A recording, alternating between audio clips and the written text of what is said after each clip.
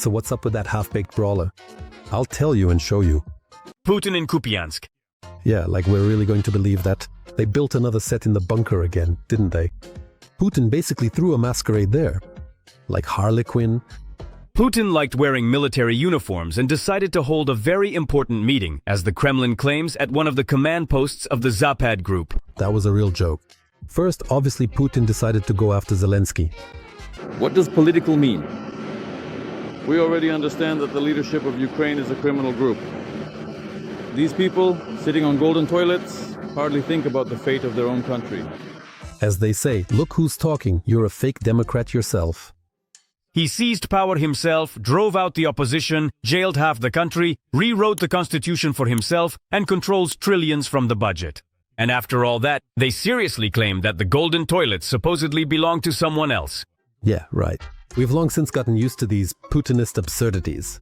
And now this so-called geostrategist in military garb, together with his buddy Gerasimov, started talking about the great victory of the Russian army in Ukraine's Kupiansk.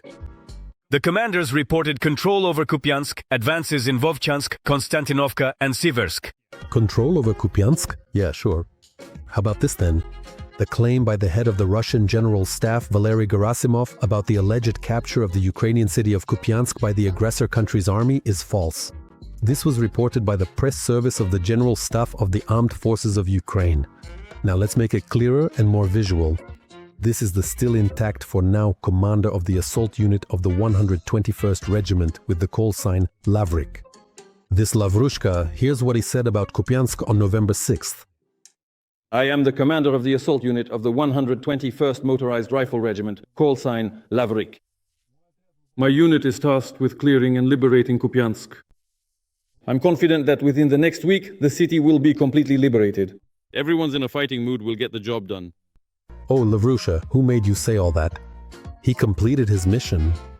And here's what this very same Lavrik says a day later on November 7th. Commander of the assault unit of the 121st Motorized Rifle Regiment, call sign Lavrik. My unit is finishing the clearing of the western part of Kupiansk. Finishing the clearing? Is that for sure? No, not for sure. The unit continues to carry out the mission of liberating the western part of Kupiansk from the armed forces of Ukraine. What is going on? So what is this clown going to say on the 12th? Let's listen. He continues to carry out the mission of liberating the western part of Kupiansk. Lavrusha is sounding more and more down.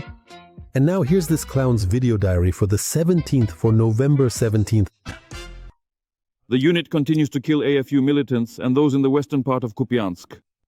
The militants are retreating. We're accomplishing our combat mission. So yeah, the Russian mobilized troops are having massive successes near Kupiansk, no doubt about it. Remember how Putin was showing off? Overall, this approach suits us well, since it leads directly to achieving the primary goals and objectives of the special military operation by armed means, specifically through armed struggle and military force. Armed struggle, he says, right? Here's your struggle in Crimea. The main intelligence directorate of Ukraine destroyed a helicopter, burned a K-27 helicopter and expensive air defense systems in Crimea. It burned very brightly. We'll show you now.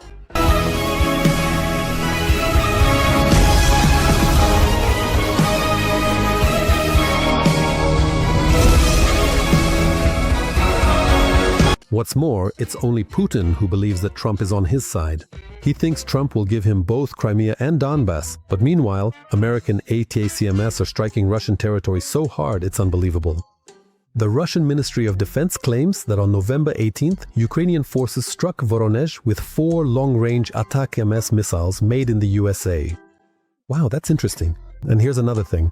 Now not only are Ukrainian drones striking deep into the rear of Russia at military targets, but so is Ukrainian ballistic weaponry. Ukraine attacked Voronezh with ballistic missiles. 5 or 6 missiles. This is the first case of a ballistic attack on a Russian city. Russia is in shock.